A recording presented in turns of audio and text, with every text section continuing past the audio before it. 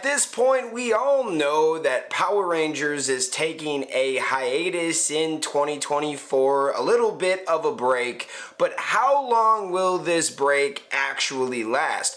We're gonna talk about it, break it down, hit that intro, Rangers. You are watching the Fan Club. You're watching the Fan Club. And you're watching the Fan Club. Do you know what time it is? And you know what time it is. It's time for the Fan Club. Let's go. Hey! I can't do this on my own, cause you know things ain't always sweet when you out here in these streets.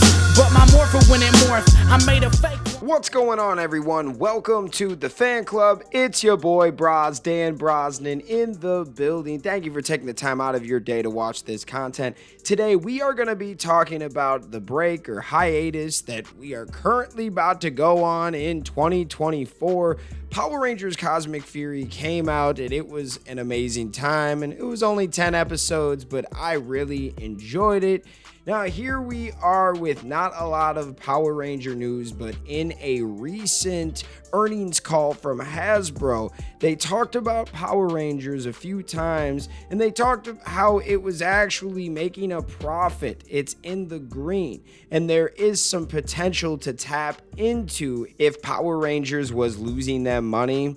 There's no way that they're going to talk about it. There are some brands with Hasbro that are their top brands that they're always pushing because they're profitable. And then they have your brands that they're trying to get big and trying to turn them into the next big thing. I don't know if Power Rangers is in the top 5 of brands for Hasbro, but I know they're in the top 10 and they have full control over this. I thought it was really cool that they brought up Power Rangers, and that lets you know that they are still working on it, and it is an asset and a priority even with this hiatus coming up. Now, the question of the day is, how long is this pause, this hiatus going to be?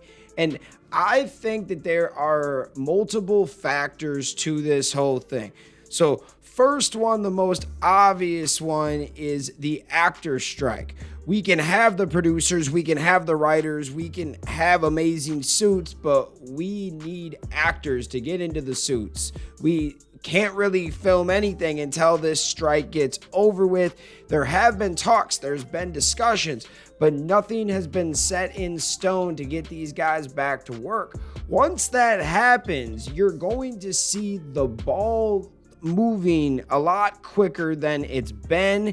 Now, I heard about 8-9 months ago at this point, it was before the strike even happened, that we were going to get pre-production started, but obviously that's not going to happen next month because there is an actor strike still in effect.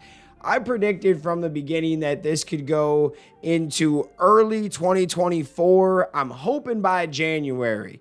By that time, I think everyone is going to have to start meeting in the middle because we're getting into a new year, and you can't release these movies and projects if you don't have the actors to play the roles. And even the projects that are completed, you still want your actors to do interviews and do promotion, and it's just not the same right now. We go to a lot of Comic-Cons, and you have certain people that had movies out that couldn't really talk about it. Good example, I was at Fan Expo Chicago a couple months ago, and Shameik Moore, who plays Miles Morales in the Spider-Verse movies, was there. And this was like a month or two after the movie came out. Like, the movie was still in theaters, but he couldn't talk about the movie. So yes, you want your actors to promote it. You want your actors to be there at work so you can get the production done, and it's just not happening right now.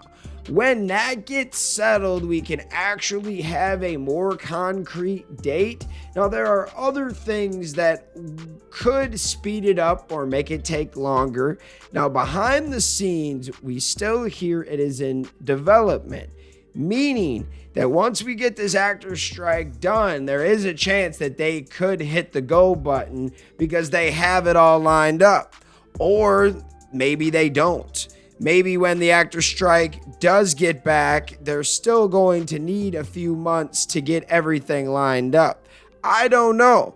There is a lot going on behind the scenes, but we don't know anything. And Hasbro are the kings and queens of keeping it on the hush. They are really good about being in the background and doing a bunch of stuff and having the fans be clueless.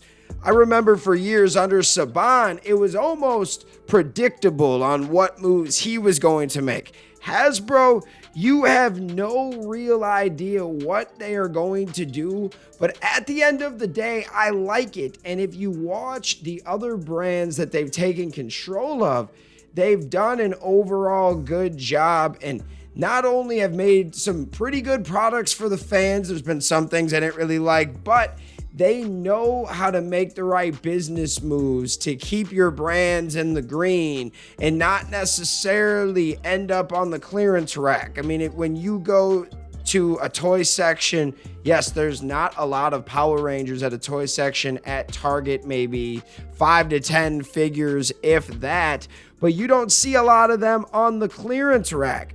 Only time I ever see them on clearance is like a pink or a yellow Ranger, but if they have any Mighty Morphin, it's getting taken. If they have any of the old seasons, if it's red, blue, green, that's being taken in the first week. Like, yeah, I'm a collector, but I see other people out there collecting too in my area, which is kind of nice. It puts a smile on your face.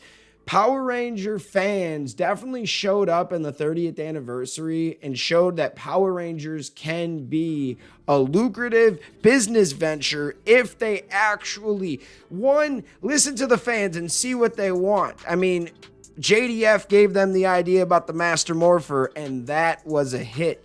Fans like that kind of stuff, that special stuff that really taps into a character, and you not only have like a cool story with the Master Morpher, but you also have a bunch of pre-programmed catchphrases from JDF himself inside the Morpher. That thing sold out right away. The Lightning collection has been pretty profitable when you look at like the helmets and stuff.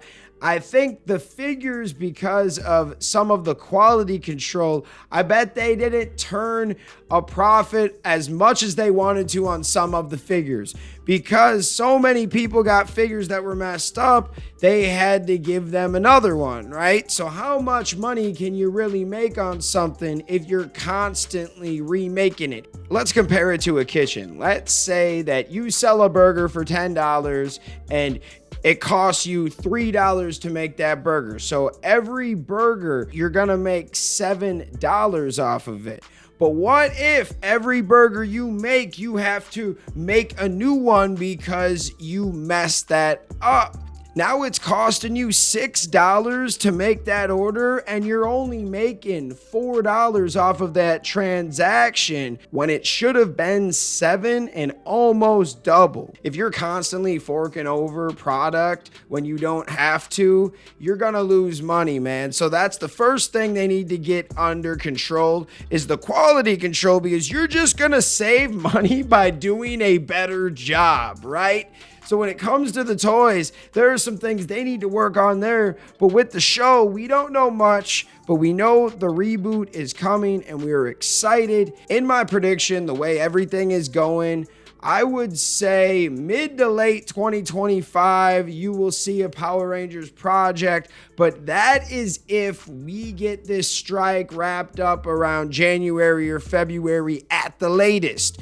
If it goes later, then this prediction is kind of off. Then we have to push it back a few more months until we get the actual cooperation from both sides and they come to a deal. The fact that they have been having some meetings is promising, but we haven't had anything set in stone.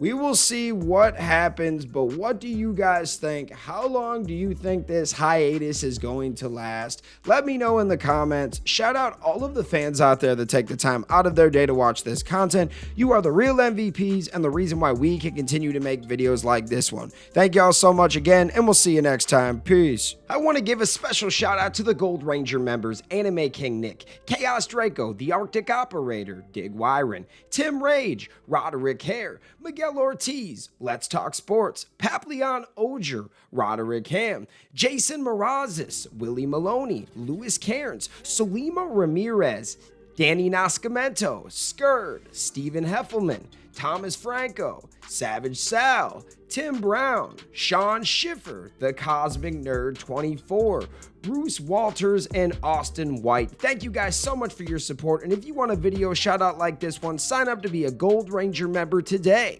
Thanks for watching this video. If you like this content, you know what to do. Hit that like, hit that subscribe button, and hit that notification bell.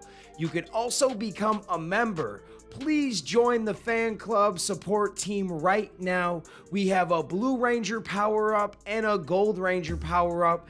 This is an awesome way to talk with the fans. Join a fan club official chat group. You can also be featured in our videos. At the end of the videos, I will shout you out. That's if you get the Gold Ranger Power-Up membership. Go check it out. Go support the fan club. We love you guys, and thanks for watching. Peace. Hi, we're Bulk and Skull. We have are been requested by the fan club to say something funny.